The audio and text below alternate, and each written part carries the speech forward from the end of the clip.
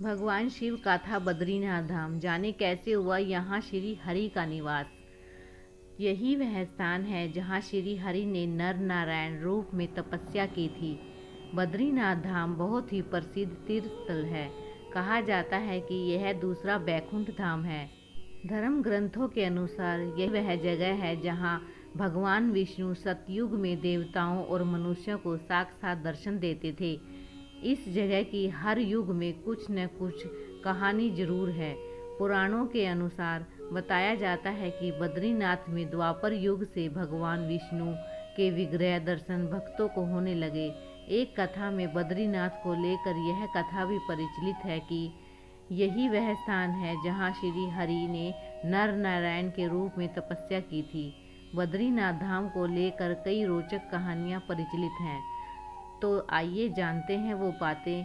यहाँ देवी लक्ष्मी का स्वरूप है बद्री। एक बार देवी लक्ष्मी और भगवान विष्णु एक दूसरे से नाराज हो गए। इसके बाद देवी लक्ष्मी अपने पिता समुंदर के घर चली गई और भगवान विष्णु भी आहत होकर नर नारायण पर्वत के बीच तपस्या करने चले गए।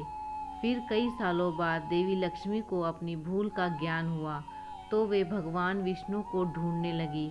इन्होंने देखा कि नारायण बर्फ से ढके पर्वतों के बीच बैठे तप कर रहे हैं और उन पर बर्फ गिर रही है। देवी लक्ष्मी यह सब देखकर बहुत दुखी हुई और वे बद्री यानी बेड़ का पेड़ बन गई ताकि तप में लीन भगवान विष्णु पर बर्फ न गिरे। वहीं जब भगवान विष्णु का तप पूर्ण हुआ तो उन्होंने देवी लक्ष्मी को बेड़ के वृक्ष के रूप में देखा। इससे भगवान विष्णु बहुत प्रसन्न हुए और उन्होंने कहा कि इस स्थान को बद्रीनाथ धाम से जाना जाएगा।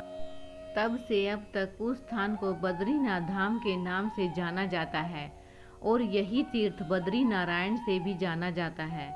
और यहाँ बद्री देवी लक्ष्मी का स्वरूप है। शिव भूमि हो गई श्री की भूमि। बद्रीनाथ को लेकर पौराणिक कथाओं में एक कथा यह भी प्रचलित है कि बद्रीनाथ धाम में शिव जी सह परिवार निवास करते थे, परंतु एक बार जब भगवान विष्णु तपस्या करने के लिए कोई स्थान ढूंढ रहे थे तो अचानक उन्हें यह स्थान दिखा और उन्हें यह स्थान बेहद पसंद आ गया।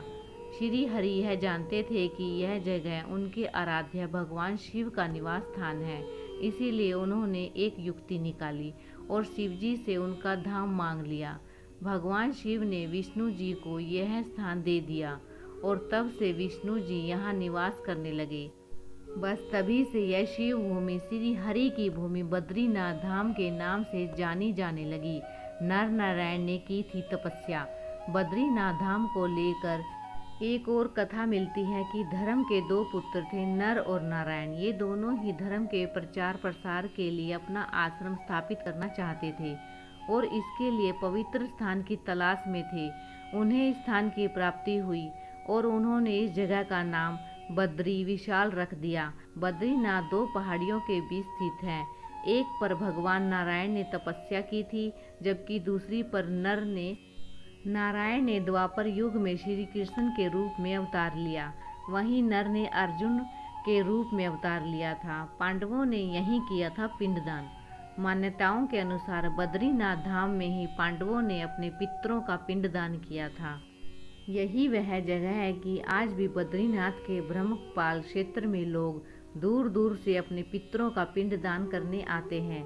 कहा जाता है कि बद्रीनाथ के दर्शन ही नहीं बल्कि स्मरण मात्र से ही मनुष्य का कल्याण हो जाता है।